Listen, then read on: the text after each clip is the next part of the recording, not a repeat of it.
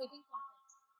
This is the first webinar in the webinar series on interior architecture and stone in India, which is being organized as a part of the DAAD project, Experimental Architecture and Material Culture. This is an international cooperation between IIT Roorkee and Ravindra Gundu University in Germany, initiated under a new passage to India.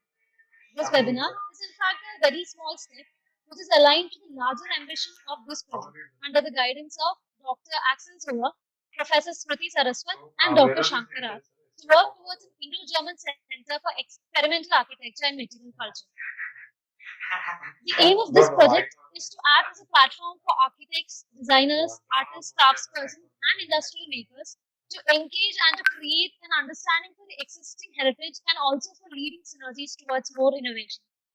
While doing so, we aim to focus on not just various materials but also onto the intangible forms of heritage, which are demonstrated by living craft traditions and by ongoing building practices, with the current focus of this year being on stone. It gives me great pleasure to welcome today three exemplary people who have proved their mettle in the field, in different fields related to stone.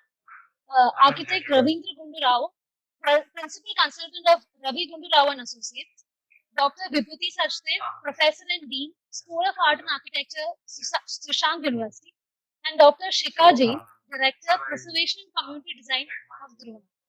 We extend our heartfelt gratitude for having taken out your time from your busy schedules to be a part of this webinar. So, moving on with the program, let me introduce Architect Ravindra Gundu Rao for all of us. He is considered as a pioneer in the field of architectural conservation in India. From the inception since 1990s, he has been lending his expertise in the areas of architectural conservation and planning in various capacities, like at the RGRA as a consultant for architectural conservation of heritage buildings and sites, as the manager of architectural conservation cell, and as a faculty in many universities across India. His conservation projects are entirely as per the principles enshrined in the UNESCO charters and lays high and unflinching emphasis on the use of traditional materials and techniques. His other areas of expertise include heritage building conservation, mud architecture, and artisan training programs, to name a few. May I now invite Ravi sir to give us talk, issues regarding heritage conservation, engagement with few types of stone during practice. Thank you so much, Joshi. This is what, 35 minutes? Yes, sir. You can take a 5 minutes. I think I should be okay Yeah, with it. And greetings, ladies and gentlemen, across the globe, wherever you are, and so pleased to meet you virtually. And let me just get to, basically I'm talking about stone as a material used by restorers. So it's a very limited thing. As all we know, it's a very vast field. And now we're talking about the, some of our experiences, more focused. I'm actually interested in, I express my interest to join this session so as to present the last slide, which is what I would call the areas for further work, which that IITs and other universities in India and elsewhere, I would like them to take further and make a more impactful scenario. Now, we have got really 2-3 issues. One is just broadly the geology part of it and how it's distributed across the country from the point of view of an architects and conservation architects only, and how it's used historically and the issues involved in the business of conservation, some of our little efforts in this area, and like I said, the areas for future research. It's obvious the stone which comes from the rocks, which comes from the volcanoes, the molten lava, which solidifies, some solidify quickly, some solidify slowly, and therefore making different types of rocks which produces stones, which even produces soil. So obviously, the most ancient of the building materials in the world has to be the rock or the stone. Now, it continued from time immemorial, from days of caves till date. It is the most durable, versatile, and just about available everywhere kind of material. Now, a geologist would laugh at this slide, but now I can excuse myself for being a great lover of the field of geology, and this is how I interpret the geology of the country. This is in our country. We have in the south a large area called a Deccan Trap, so that produces called a granulaceous family of, which is in simple words granitic, which is the cuts across the erstwhile Andhra Pradesh, Karnataka, quite a bit of Maharashtra, and Israel. And Excuse me, sir. yes, sir. Yes, ma'am. Yeah. Is your slide visible? Like, have you started presenting, or are you just giving a No, introduction? I'm presenting it. I can see my slide. You can't? No, sir, it's not visible for us. What do I do with that? What do I do? Sir, I think you'll have to go to that present now option again. Okay, all your lessons are wasted on me. I'm sorry. Okay, now I had a private lesson with my friend. Can you see me now? Can you see that now? Not yet, sir. Now? Yeah, Now? now it's visible. It's visible. Oh, okay. No, just now that I made this slide, I would like you to see it. So, this was the first slide I showed. I'm It's a control then. I'm so sorry. I can't. Yeah, it's there. It's there. Okay, sorry about the glitches. Now you can see it. So, you know, last month is a nice picture of Anegundi to just say that it's been there a long time. And then we talked about, what is the content of my talk, geology, broad distribution, users, issues, and some of our attempts, etc.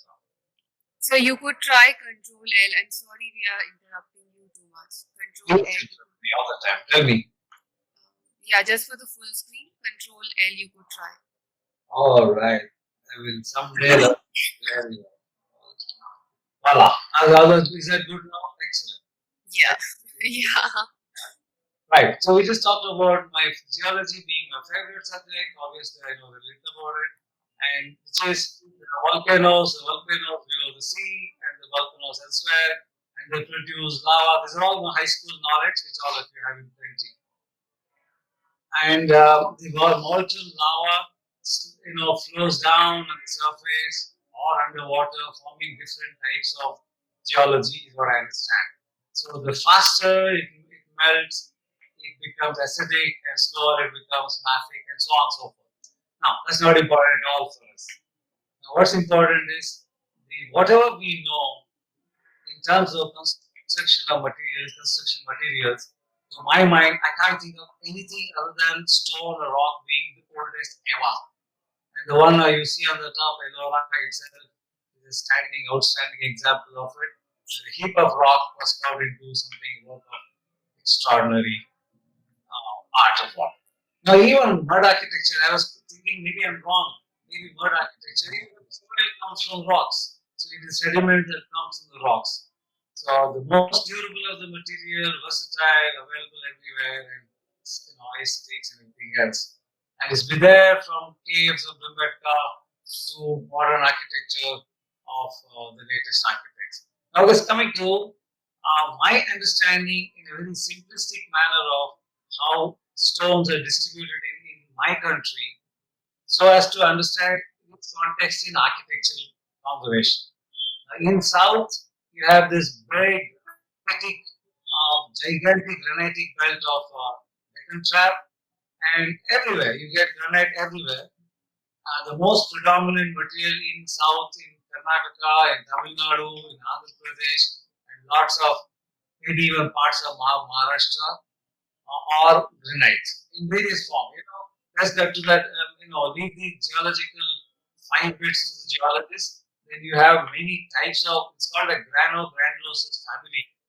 So based on the minerals, variation of the minerals available in this gigantic family, you have manganese, you have schist, a whole lot of other things. But we believe will not get confused by unnecessary amount of information here. There's a lot of distribution of lateritic soil which becomes lateritic stone on the coast in Kerala, etc. Then in the southwest and in the central, if I call Bombay region, Goa as southwest, then you have like a basaltic belt. There's a massive basaltic belt which is ultramorphic material, which you find in Madhya Pradesh, Maharashtra, and maybe even parts of Gujarat. And I was amazed to find through my years of working with geologists of great knowledge. For example, the Narmada belt, Narmada Valley, the basalt is 10 kilometer deep. 10 kilometer deep. So the stone, the basalt available in the Madhya Pradesh are 10 meters below the sea at your ground level, 20 meters below the ground level, and 10 kilometers below the ground level. All have different compaction, different characteristics within the same family. Just note it in your mind when we further go down, because there was a general knowledge of my very preliminary education was granite, hard, difficult to work with. Basalt, harder, more difficult to work with. Granite, artwork, no. Basalt artwork, no way. Sandstone in the Rajasthan, in quite a bit of northwest region. Sandstone, you have Jaisalmer sandstone, Kota sandstone, a huge number of sandstone, and then you have marbles and limestone. Now, what do I know from my preliminary education? Sandstone, beautifully workable. You can make great works of art. You can carve them super fine, so on and so forth. Then you get to northeast. I haven't been there much.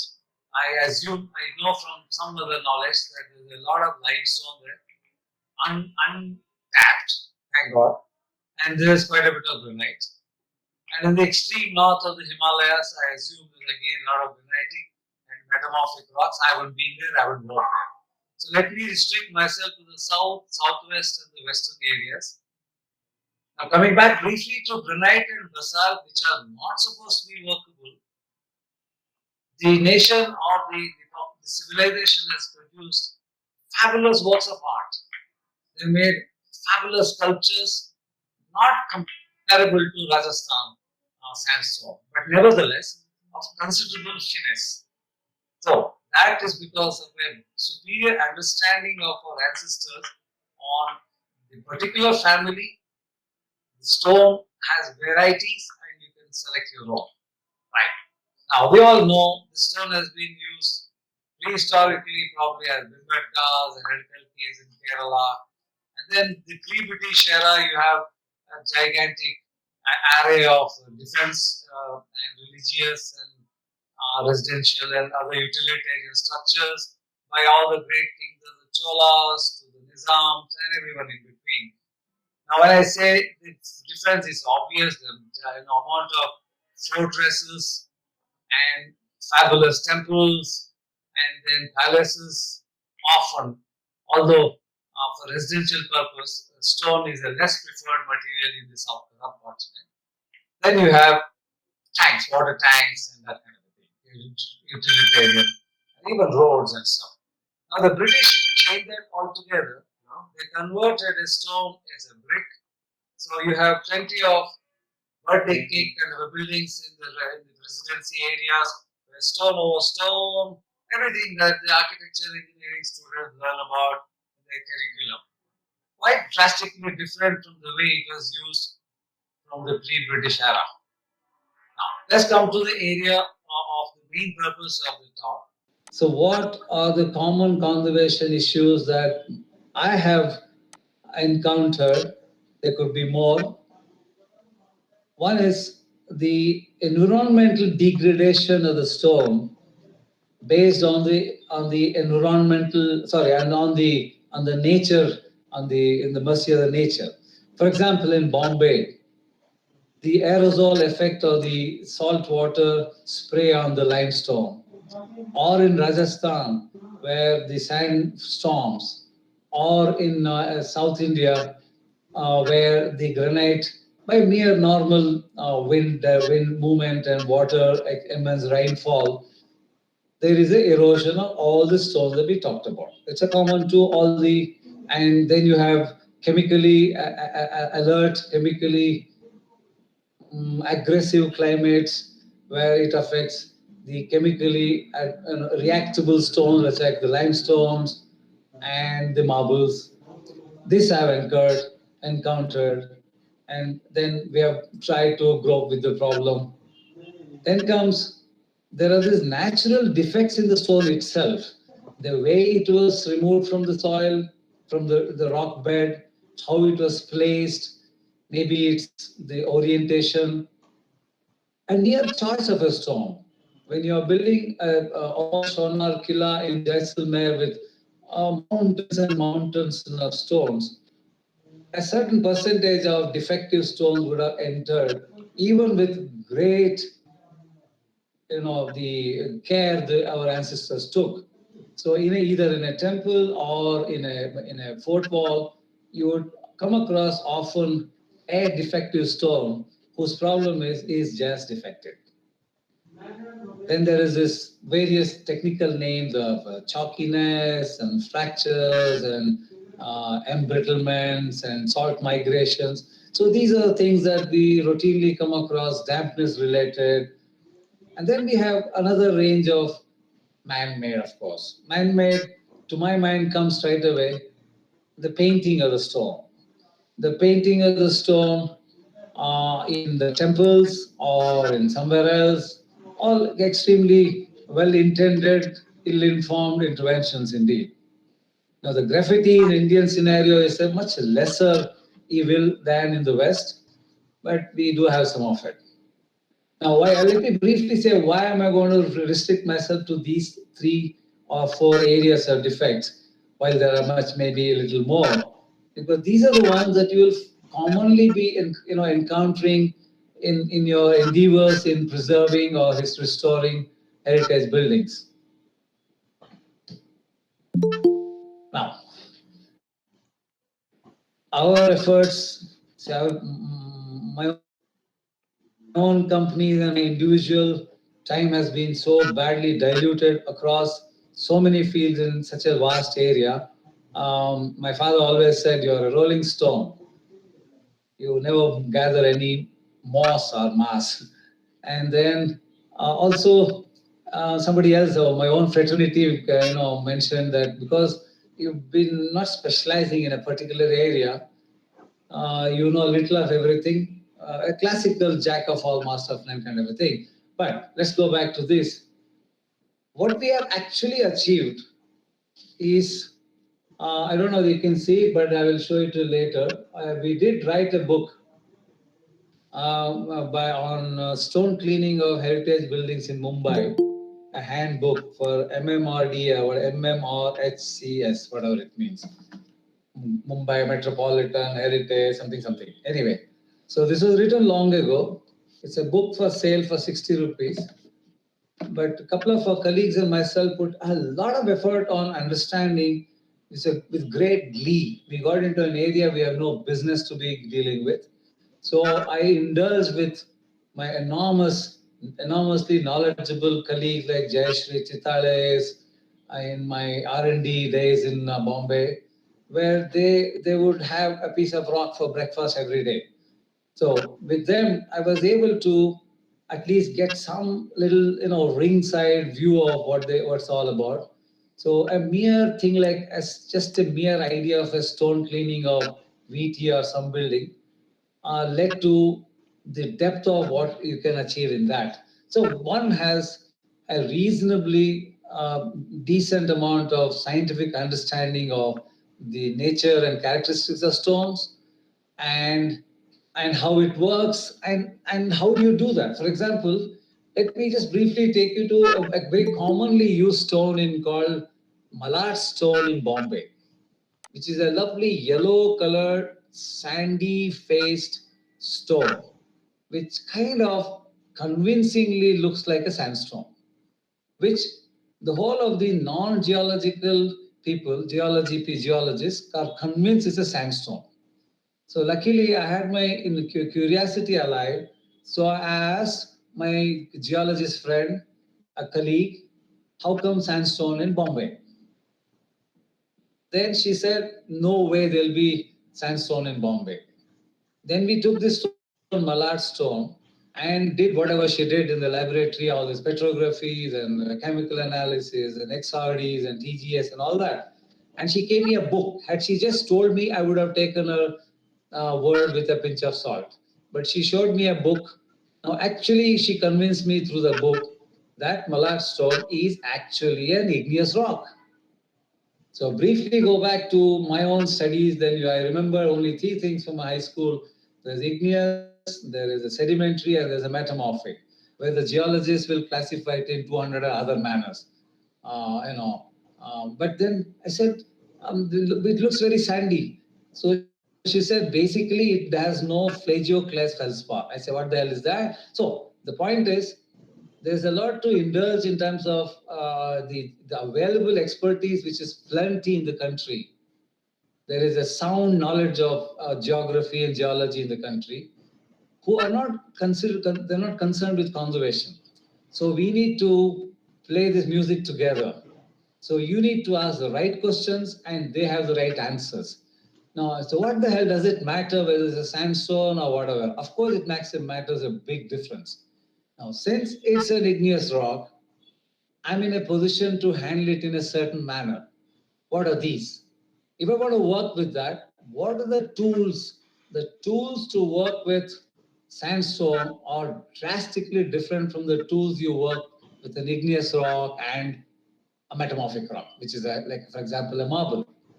Because we did some work in Maheshwar and we brought a Rajasthani mason who had never seen basalt, never seen a river either.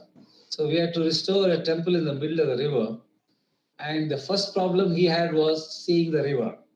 I mean, he would faint at looking at a 1 kilometer wide river, and that he has to go to the middle of it on a boat, all that. And then he started working with the basalt, which we were able to find from the 10-kilometer depth, not really, wherever. We got it from the relevant depth, and then it started working. The basalt we found on the surface was breaking into pieces the moment you touch that. Hit with anything, it'll break. He's not used to it. So we had to understand that the tools that he was working with was not working on basalt and vice versa. I hope I made a point. Then comes the consolidation preservation. Now, if the stone is of great antiquity, let's say it's a statue from Harappan period, the chemical expertise, the chemistry expertise in the country at the relevant agencies would work on what do you coat it with and preserve it for the next 200 years. You put whatever you have to do. But if the same statue is 200-meter tall, like a Ellora cave, and then it's at the bottom of a structure where structurally the stone I'm under concern is precariously positioned. Then we need to look at how do you consolidate it and how do you preserve it. Those who have done conservation as a specialized course would have dealt with that in at least in the classrooms. Now there are these cracks. Cracks is a favorite subject for structural engineers. It's like a mesmerizing thing where everybody goes to the brain gets switched off the moment you see cracks. But all I learned was the little bit of engineering I know is that the cracks are a stress releasing mechanism, and therefore when you see a crack, you should sign as a heave of a relief. It's a happiness. A crack is actually in some way happiness that it's over. It has done what it had to do. Now you have to live with that. But if the cracks, there are a lot of PhDs on it, where you have vertical, horizontal, top, wide at the top, wide at the bottom. And there are dynamic cracks which are opening and closing, so on and so forth. Now, if you are in a position to understand which of these is it, then you need to deal with that if it is a live crack. I'm not going to talk about it except broadly saying you just create a lintel in between and hope that it will not grow anymore. Then comes the easier looking option in conservation of replacement of a deteriorated stone with either original stone or a fake stone. You create a stone using the stone powders and some polymers and make it look good. Either you do it in full or in partial, as in three dimensions. So if you maybe you just replace 2 inches thick part of it. Now, although it looks so simple, then problem is the patina. This damn thing, once you replace that, it'll take you 200 years, 100 years to match the other stone. So how do you live with that? Then comes the most common issue that I've faced in my career, or pointing between the stone joints. This is specifically about, more or less specifically about the British era buildings, because they always did pointing. Unlike in the subcontinental pre-British era buildings, were largely not pointed. They were just placed one above the other as a friction joint with mud in between. There was seldom any pointing done. It was only the Mughals and the British who liked a neat pointing, tuck pointing, and flush pointing, and whatnot. Now, the problem is most people don't realize that pointing is actually a drainage and they choke it up. Now, secondly, that's the technical part. The second part is the pointing, repointing badly done destroys the building's architecture. It converts a zebra into a plain donkey, and so on. Now, another common area of work that everybody encounters is the growth of vegetation and stone cleaning. I may have been some sort of a foster father of stone cleaning in the country in 97 or earlier, maybe 93 or something. I started and developed some tools because I found that a very easy method to entice people into conservation. We'll go to that later. Now, we'll just quickly go through some of the visuals like the assorted issues. You can see them all. There's these kind of fractures. Now I can't ignore this. Although this is maybe already 50 years old, I can't see that being of any help in the long run. So I need to interfere here is the gut feeling. Now, how do you do that? Then you have these issues of the sandstone sucking up moisture and rising all the way here. Then, and the moisture and sometimes the bad work, the cracks, bulging, and the efforts to prevent that are repointing by certain agencies and the cracks. Now, what I don't want to see is this. You don't want to see. So you need to. There is no escape from dealing with that because this is the end result. While it's a spectacular collapse, it's a beautiful mess. It's a artist's delight, but this is not going to help too much. Come to the basalt of Madhya Pradesh. Some of the common problems, if you see my cursor, is a plant growth which really pushes the stone apart. Then you have this ubiquitous problem of heavy rainfall areas where the moss and lichen growth. In itself, there is no big deal. But once you allow this to happen for a long periods of time, it does affect the stone. Initially, I wasn't sure, but now I'm convinced. Again, my geologist friends have been of help to me. That especially if the fine works, these lichens and mosses do deteriorate the structural stability of the stone. And then you have this bat urine, an absolute impossible situation. How do you deal with that? It's quite a mess. Now there are these exfoliations, just the little layers going off from the skin of the stone. Now, while this is not a structurally yet a danger because the stone itself is possibly about a meter thick, so losing a half an inch is not going to, bring down the building. But you need to prevent this. This is what the word consolidation, the use of consolidation is meant to hold the decay to going any further. Now, when it comes to more of this kind of artwork, this possibly a sandstone, it's quite heartbreaking to see an extraordinary work of art, which is a temple, which is in attendance, to leave it helplessly. Do you consolidate it? Do you remove it? These are the issues. Either way, some areas are concerned. Back you're in. Damp patches create watermarks, and cleaning that is quite a job. Let me just spend like half a minute more on the pointing. The original temple in Maheshwar had a little fine line pointing, and nobody has messed with that. So it keeps coming out. And then we need to do that in such a manner the width of the pointing does not increase by a nanomillimeter more than the original.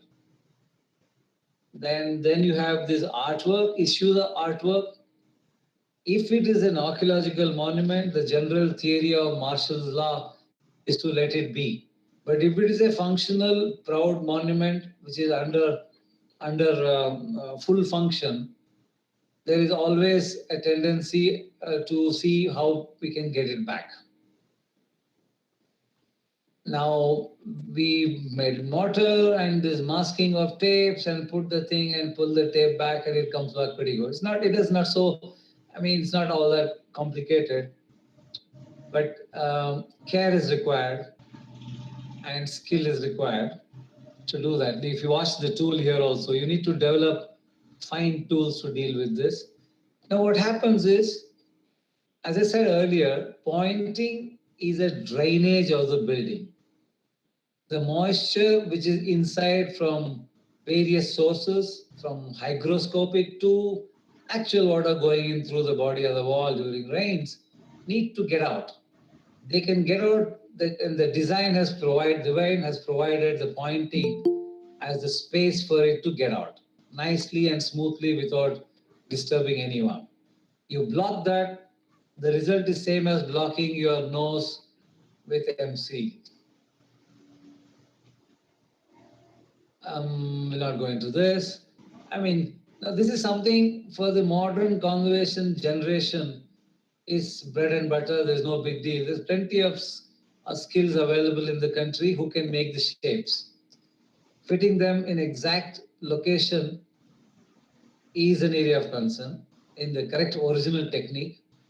Second, what bothers me most, which I think Vibhuti is going to be talking about later, is the loss of faith in the traditional tools and techniques. So you bring any Rajasthani mason, stone carver, he comes with the machines, which is very sad. Just not necessary to go into detail of this.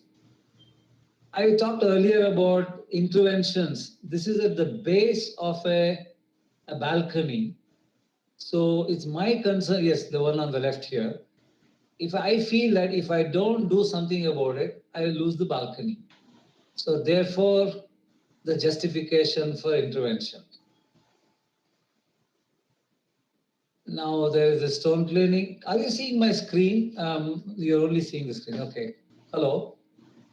Yes, sir. We can see both the screen as well as you. Yeah. Okay. Now there is this little book here that we know a simple thing like a stone cleaning, which is a very mundane thing. What is the, you just take water and some brushes and be done with that. But actually not.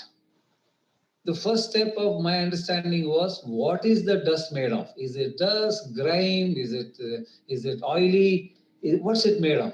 So a simple wash can be analyzed in the laboratory to understand the constituents of the foreign deposition. And accordingly, you design the cleaning technology and the tools. So this is actually I'm very pleasantly surprised that my Bombay colleagues, my erstwhile workplace Bombay, where I worked for about 10 years, and it quite a bit of work.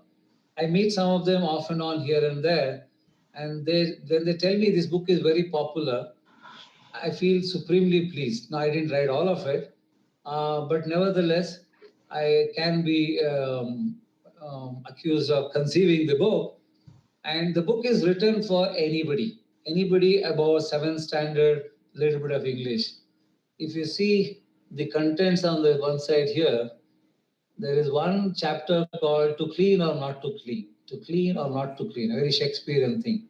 So it's quite a effort of understanding using stone cleaning as a tool to understand your building better. And because you're doing a simple thing like stone cleaning, you need the scaffolding and you're going to clean every square inch of it. So you're going to get intimate with every square inch of it. And therefore, the burning issues can be attended there and there. So initially, I was laughed at by my own colleagues. There's what stone cleaning, but I mean, I know that it's probably one of the least technically magnificent conservation efforts. But we had devised something from a classroom mist cleaning. I remember a certain professor they had done somewhere in Birmingham elsewhere, a mist cleaning, which we devised to nebulous cloud cleaning, where you take a nozzle, we actually designed a nozzle where a drop of water was blasted with approximately 1.5 kg per square centimeter of air pressure, which would decimate the molecular water droplet into a cloud, which call it a nebulous, a cloud environment. So you just created a cloud environment actually without water in front of the surface, which we did it successfully and VT covered by BBC and all that. So the salts migrate outwards. So this was the fabulous knowledge that was very pleasing to have, that is not just merely the cleaning, because the Bombay being so dirty, it will become dirty all over again. But one was able to extract the salt from the pores. So I think I made a point. Now let's just conclude the talk. I'm doing very well. I got 5 minutes more. So the areas for conservation or further research, the Smriti and team, as a very my earlier college education, I've had a very healthy respect for IIT. Then it was called REC Roorkee, Yes, and sir. and and what I know of, I've never been there, but what I know, I have many friends and people who studied there. There was an enormous scientific curiosity in the environment of REC Roorkee, and the laboratory in Roorkee, both in NCBM and in IIT, now IIT, are some of the best in the country till about maybe 2000 or thereabouts. They had the top equipments and top people who were doing fundamental research in engineering or in allied for sciences. And therefore, I took it upon to put up the slide of the areas that your objectives, stated objectives, also mentioned something to this effect. What do you want us to do? So I would like your fraternity to look at these, which would help the conservation movement of the country and therefore the professionals and everything else. Now, what are we doing with consolidation and preservation? We go by an ASI manual or refer to my York notes, and I use a PCA, PVC, PMMA, and so on. Some we don't know anything about it, so we just use a material and try it on a small sample. And after some time, if you feel comfortable, then if it's written in a certain book says it's okay, you go ahead and do it. I'm not convinced about it. The Archaeological Survey of India uses something called polyvinyl acetate. Frankly, I've never seen any stone in my career of watching any ASA monument which has been consolidated with PVA effectively. Now, for those of you who may or may not know about consolidation, I showed 1 or 2 slides. Now it's withering away. If I don't do something, it'll go away. What am I going to do? I have two options. One, remove the stone, put a new one. Not a good idea. Not the best of the principles. The second one is to prolong it in its existing condition. For that, I need to consolidate it from further disintegration. And the British use another, and even the Romans, they would like a coat of preservative over that. So when I refer to the ASI note, says the PVA does both the jobs. You put once, it's called consolidation. Again, you put it, it's called preservation. Now, I'm not convinced at all. So I have done, certain things in Goa, in the Basilica of Bom Jesus, which for about 10 years or 12 years seem to work well with no ill effect. The most important thing is it doesn't work, it's okay. But if it makes the problem worse, like you put a coating which prevents the breathing of the stone, then you will destroy the monument in several manners. Right? This is something most of us know about.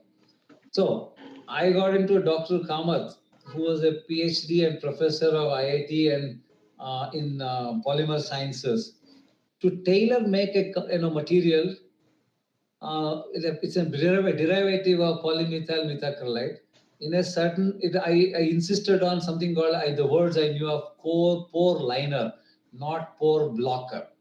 So the gentleman of highest eminence, he produced the material. We tried to do the laboratory tests of air exchange. There was some moisture exchange, one way. But these are very, very basic efforts, and there is scope for a lot of work in that area on how to produce consolidants and preservatives for different types of stones. It's like a 2 lifetimes work. Then comes an area people like other conservation, academically sound people, and those who run institutions are already working on, which is now where do I find this stone and at what depth and how do I match it and where do I get the particular craftsman? If I'm going to work in an area where the craftsmanship has disappeared, they have gone to Infosys as attenders. What am I going to do with them? Get a Rajasthani to do work on Maheshwar? Bad idea. But and then what kind of tools? I mean, should it be a phosphor bronze head? Should it be MS? Should it be gold? Should it be diamond? These are the areas that we need to, we need some inputs on. And one of the most painful area for conservation architects, or anybody, is matching old and new stone. They never ever do. I mean, it's such a painful thing. It's world across. I mean, I've seen that even in England, they are seldom able to match the stone with great precision of the color. And in fact, the word uses character, color, characteristic, and it should match the character, patina. How do you match the patina? And there are fake ones. You took an acetylene flame or bury it on the soil, like you do for fake jewelries in Orissa. Then lastly, I would like inputs on project management tools for, how do you index traditional material skills into current PWD schedule of rates? It's been a burning issue for, I'm sure, anybody who has dealt with projects at the public level. If that certain item does not exist in the schedule of rates, that item does not exist in the world. What am I going to do? And that is about it. How am I going to close this? Close. Stop presenting. It would be the tab would be shown. Yeah. Where is it? If I just close this window, is that good enough? Yes, it is. Yes. Thank you so much. I mean, I closed it. And I guess what? I did exactly 35 minutes. Not bad.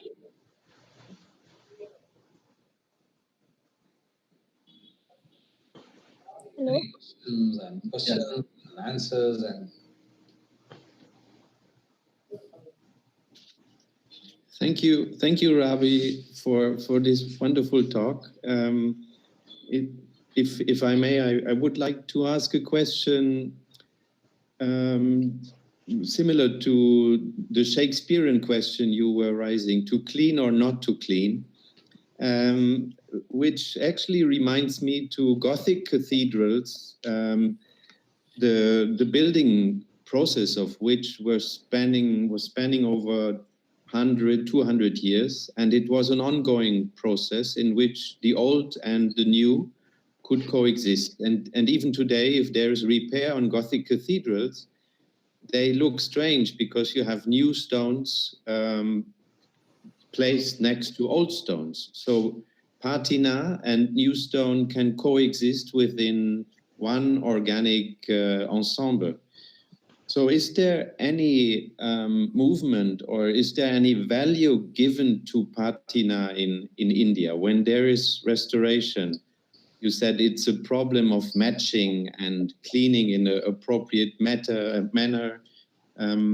So there was this debate in the Charter of Venice when restoration was debated after the war, and the ethic or the aesthetic value given to patina was something newly discovered, that the new should be clearly distinguished from the old. So could you tell us something about the Indian context or the debates on the value of patina, weathering, and how old and new can match within a built fabric? It's very frankly, I don't think there has been any talk about patina as an issue in the areas that I've ever been exposed to. Now, having said that, maybe the artists who may not be conservation architects or even architects, the artists would respect patina much more than the technical people who are in charge of the building. And if I may say, if the building, the heritage building, has a, let's say, a corporate status, let's say a Bombay House, if it is a corporate status or it's like a Victoria Terminus, it's a symbol of their status in the society in this location. They care nothing about patina. They would like a spick and span, shining building. Now, if it's an archaeological monument, I think the best brains of the Archaeological Survey of India have not put their minds on it. So if there is patina left behind, it is probably by default. No, there's been not a single seminar or a paper, a research paper published on patina that have ever come across. So therefore, I would be probably justified in venturing a guess that when I do, when I look at, there's a little bit of artist in me, I go to some buildings, I see actually more focused on the patina than the building itself. Now, that's probably, we are yet to go to that road yet. And it's an area where our academic institutions probably should focus a little more. I mean, your talk about it made me think about, using that more often in my interaction, patina as an issue. Thank you for your answer. That's a great question. I see Poonam ma'am and Shikha ma'am also in the list of attendees. Would you also like to add to this aspect of patina, since you have a very long-standing experience working on conservation projects?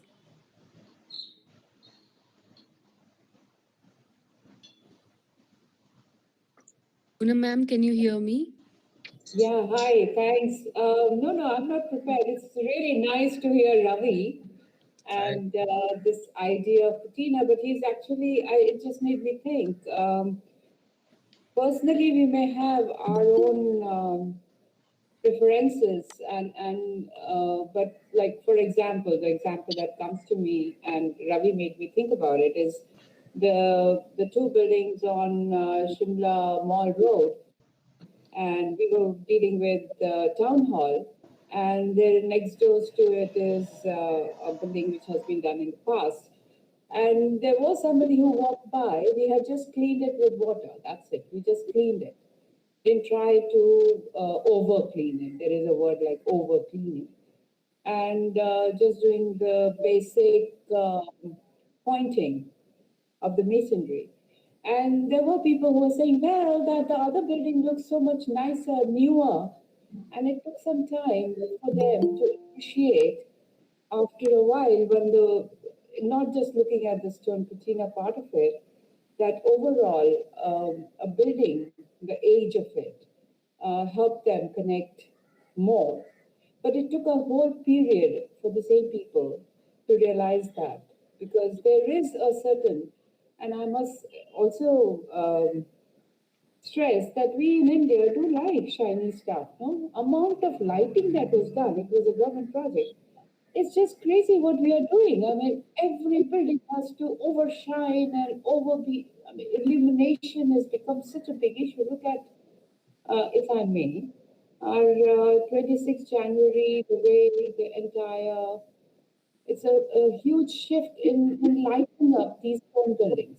I mean, it's not really being looked at to actually appreciate what is there from the past and not try to make everything look shiny. The passage of time is not necessarily respected or maybe appreciated. We do like moment to moment. So I think it's just, I agree with Ravi. I think we need to really talk about it a lot more amongst ourselves as well, I suppose. But presently, I would say each one to their own way of doing what they can to themselves. I mean, being true to ourselves. That's how I approach it. I'm sure Shikha will have her own viewpoints. Thanks, Preeti, for inviting. And Thank good you, to see ma'am. Thanks a lot Thanks for a lot. joining us. I have a couple of queries. Sir. I'm addressing Mr. Gundu Rao. So one is weathering, an issue of weathering. Normal, no, all material, whatever buildings that are constructed of whatever materials, they all undergo the process of weathering, right? The stone also undergoes. So the only thing is that stone lasts more than other materials. But weathering itself is, some people, I look at it, it's add its own beauty to the building, weathering process, aging process.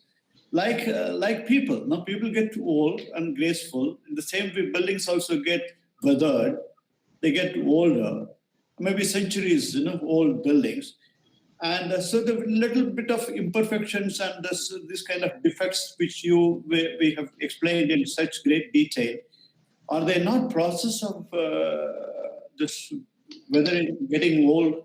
And isn't it kind of a part of ultimately, when we try to preserve a building or what you call restore a building, so what are we trying to do in that? Or is it something like a rejuvenation process, like people undergo rejuvenation process, getting younger or trying to look younger? In the same way, are we also trying to make buildings look like what it actually looked centuries ago? Is it like that? Or correcting certain defects which would otherwise structurally damage, cause total collapse of the building? Is it so? In this restoration process, in this preservation process, what exactly is attempted? What are the goals of? So there are 2-3 issues and questions combined in what I talked to you. One is about, isn't weathering is a natural process, so leave the building to its weathering course, and why attempt restoration unless the restoration or preservation is for preventing the building from structural collapse. Yes, sir. And then I would also like you because you must have really done, because you have spoken out of your experience, a lot of such minute details. So I would like to see some of the work you have done in the restoration, if in western parts or in south, particularly. I'm more familiar with the south. You have done. Sure. Is that the questions? Are these the questions? Right. So regarding my work, since quite a few years, I've stopped showing in any presentation form. But my son did put together a website which says it's there in my first sheet called rgrarchitects.com. We are not architects, but anyway, he is. But in the sense, www.rgrarchitects.com has most of our projects in some level of detail, and you may look at it. And my email ID is there. And if you were to share your phone number ID, I'll be more than delighted to share with you my experience on the projects. Somehow, as a matter of principle, over the years, I have stopped showing my works more than like a decade ago or so. So that's one. Now, your two questions are weathering and what is the purpose of conservation or restoration. You have actually answered it yourself. However, let me rephrase it or phrase it in my words. Yes, and that's what even Professor Sova talked about too, that weathering creates a patina. So the resultant of weathering is also patina. So weathering is what? Air, there is water, and there's wind and water. This is basically the weathering is caused by either wind or by rainfall. Now, this affects different types of stones differently and different types of buildings differently. Let me take stones. If it is a limestone or a marble, which is chemically highly alert, it's prone for higher degree of weathering than compared to a basalt or a granitic stone. So that is one. Now the weathering of the same stone in different regions behave differently, as is known to you. What happens in Bombay is different from what happens in Mysore, and what happens in Calcutta, and what happens in a heavy traffic area where you have nitrogen oxides and so on. So the environment, which is man-made environment, and the God's environment, between them they create weathering. What is the problem in weathering? None at all. I think this is what even Professor Axel talked about. And then I entirely, and Poonam and we all agreed on, was the patina, and this is what you hinted too, that we must respect the aging. We must respect the aging and enjoy the aging, and the weathering which forms the aging part of it. You should love it. You should enjoy it. No question. I don't think there's anybody has a problem. The problem is the best of the artists didn't know when to stop. So when somebody said in York long ago, one of the enemies of heritage conservation are conservation architects. I mean, he said it in a certain amount of pun intended, but in reality, I'm a part of the team. So there are things, if I've done 10 things to a building, in hindsight, 3 were probably not required. In further hindsight, maybe only 3 were required. So there we do get carried away, we do things, but the objective, now coming to the middle question you had about what is the objective, it shall not be for making it new. There is no attempt to make my grandmother look as she was at 12 or 18. But the objective of to make my grandmother live happily for that year or the year after or till she's alive. So coming back to the buildings, the intervention shall be by law, by principle, by ethics and moral, it should be minimum. That is the whole essence of architectural conservation is minimum intervention. But that is the toughest thing to achieve. I believe I've answered the question. Yes, remarkably well. Particularly the last sentence you said, minimal intervention. No, 1, 2. to restoration only to the extent that it has the potential to continue. If you are convinced about, if you do not act and you're going to lose the whole thing, then it's worth interfering. And second, there is one more, addition to that. If you are convinced scientifically that if you don't interfere, you're going to lose the work of art, and you know exactly how to interfere. That's more important. If you don't, lose it. If you don't know how to do it, better to lose it than lose it by your own intervention. Thank you, sir. Nice one. Thank you so much for this clarification. Are there any more questions? Like, would someone else like to ask some questions, or shall we move on to the next topic?